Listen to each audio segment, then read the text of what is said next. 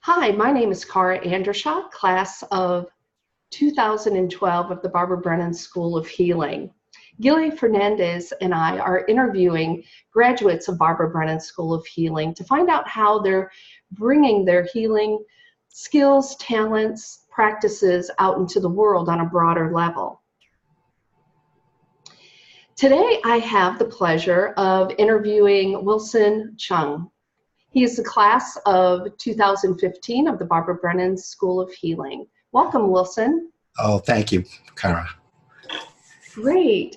So could you just share with us, what brought you to Barbara Brennan School of Healing? Okay. I would just say that probably in the beginning when I looked at the school, this is probably 2010, I was actually looking for an avenue of getting out of my corporate world, which was a very stressful job. At that time, I was doing project management. And I think at that time there was this workshop that Lori Keene, who at that time was the dean of the school, she was leading. So I went there with the intent of let me just learn a little bit about it. And then possibly the next year I'd register, enroll in the school. And then maybe 4 years later, I figure a way of starting something outside of the corporate world. When I went there to the workshop, I would say it wasn't what I expected. I was actually blown away. At least for me, what I found, it really wasn't so much an introduction to energy healing. It was an introduction for me to how to be a human being. And when we went through some of these exercises on high sense perception, what dawned upon me was if everyone could learn this, all the communications problems would just drop away. There wouldn't be wars, there wouldn't be violent conflicts. So it was just wow. In fact, in some of the exercises where I remember, when you try to find out, let's say, about another person you haven't met, you can learn so much more. No talking, just being in the presence. Mm-hmm. Than if they talked, because the talking sometimes there's defense in there and actually covers up what the truth is actually there. So that was so powerful. So that originally the attitude was, like I said, I'm going to enroll the next year, maybe get some of my finances. But after that, it's like, I have to go. I've got to go. So I went to the workshop in, I think it was middle September, showed up at school in October. Oh, that's fabulous. Oh, it was really a wonderful experience. I'm so thankful I went there. Yeah. Yeah. Great. So could you share with us how you're utilizing the skills, the practices, the techniques? How are you bringing it to the world in your life and in your practice? Yeah. So actually what I would say is, so one thing I said, originally my plan was going to go to the school, going to learn these healing skills, going to start my own practice, leave the corporate world. Ironically, what happened is, in that time as a project manager, it actually enabled skills within me to be a better project manager. And again, it was the healing from within me that maybe in the project management role viewed things much more, it was much more scary than, let's say, it needed to be, especially with other people's emotions, whether it's anger, whether there's conflict. The school, it's like, offered this idea, we can hold conflict. So within my team, I could hold conflict. So I was holding healing space. So when I graduated, I continued to do that. It was more of the healing space within me in project management.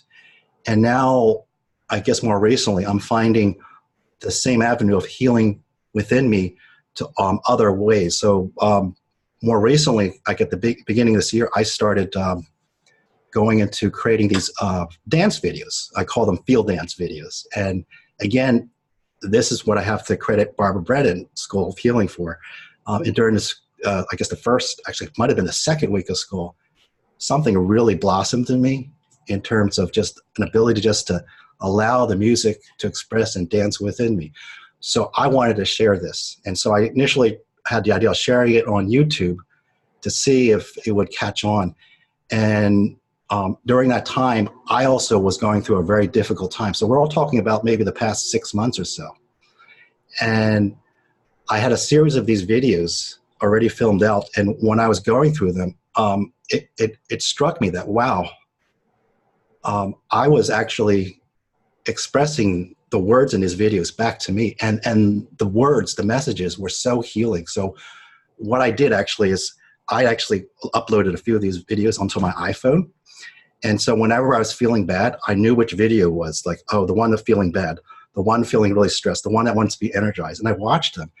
And it was like watching myself, like my higher self talking to me, encouraging me. And it was just, wow. And so I thought I could be able to share this. So I started sharing this on YouTube and Instagram. In Instagram, getting the most direct interaction. And some of the feedback I've been getting is, I think one person who had been starting to watch my series of videos described that she was actually thinking about killing herself. And after she watched this video, it just picked her up. And I think there was another person who was in a hospital getting treatment. And I think one of my videos was just simply about like getting some sleep. And she just said it really made her feel so much better.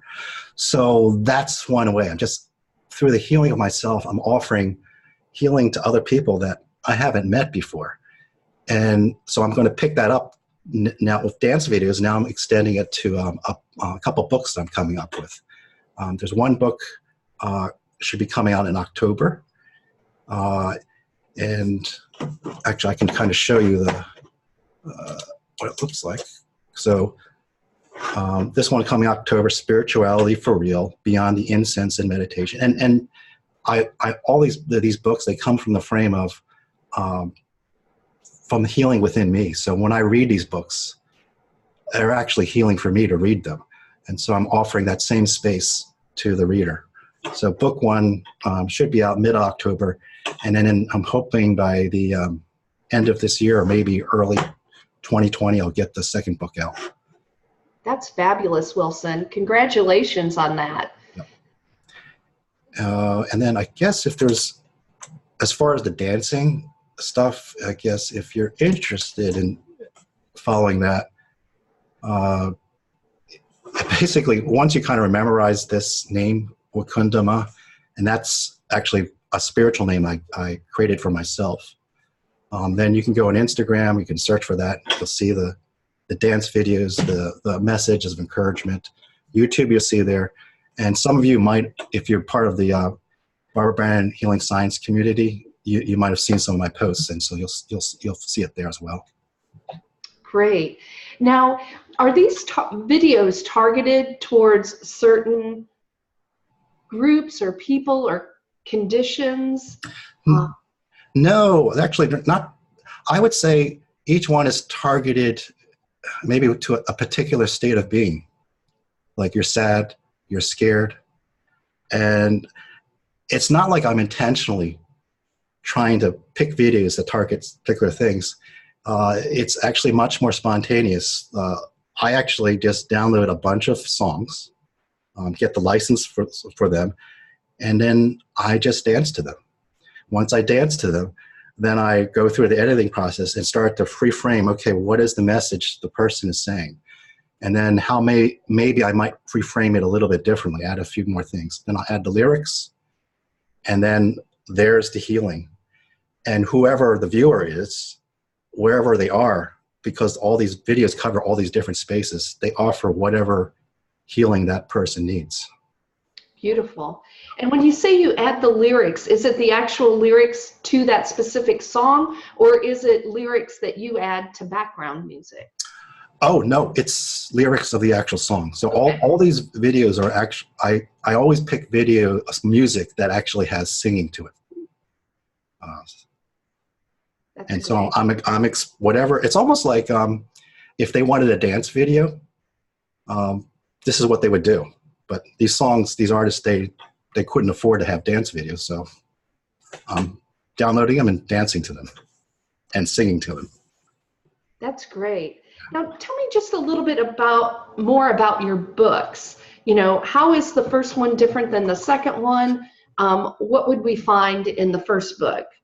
Okay, yeah. So when I started writing, this was actually originally supposed to be one book, and I started writing it about 20 years ago. And I I think I went through one process of editing, and then about the time I went to Barbara Brennan, I kind of put it on the shelf. And it wasn't until about a couple years ago that I pulled it off the shelf and realized there's a lot of stuff in this one manuscript. Some of it, because my goal was actually, I'm trying to target or reach out to the audience who, when they hear something about energy healing, they might like, whoa, I don't know what that is. I never heard it. So I really want to actually appeal to the more mass audience, people that are very skeptical, maybe people that might even be atheist, and actually kind of just gently like, why don't you consider this? And then as they're willing to read more and more, I'll take you deeper and deeper and deeper.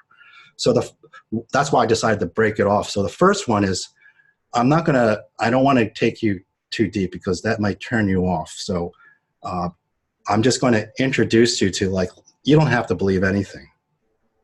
But how about just consider this? I mean, you've already seen evidence that your attitude to things can make a difference in, let's say, performance. Let's say you're doing sports of something. So if you consider that, then maybe just allow yourself just to try that. It might help you. When you talk about energy and you think about energy healing and the energy relationship with the body, you know, you think about in science, nuclear science, they already associate energy with matter. So if they already do that, and there's actually hard evidence that that happens. Why not consider the ideal of working with the energy at a soft level to actually influence the way the matter of the human body might evolve? Great. So the first book is like a little light touch, and then as you get through that, then if you're willing, you can choose to read the second book, but you don't have to. You can stop there. Great. All right. So how can people reach you or find out more?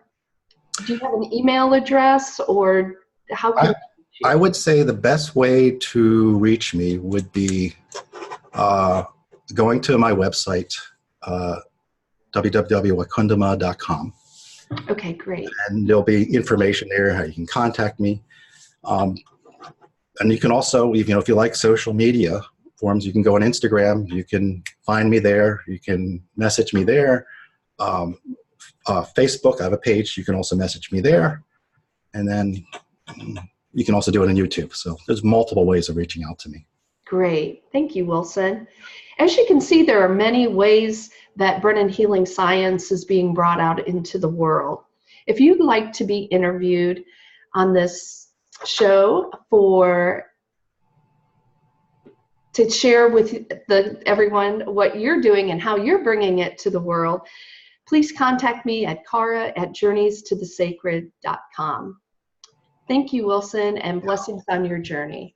Thank you very much.